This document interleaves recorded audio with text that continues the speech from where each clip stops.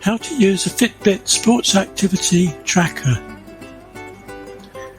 First, get the Fitbit app and install it ready to set up your device. Run the Fitbit app and link it to your mobile phone.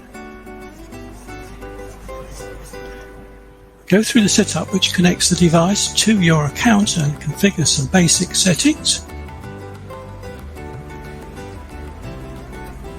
Once you've synced your tracker with the Fitbit app and have done some exercise, you can look at your health and fitness data.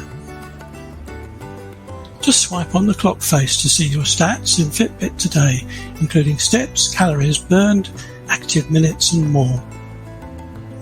The Fitbit app also lets you control everything through the dashboard. Enjoy your Fitbit and get fit.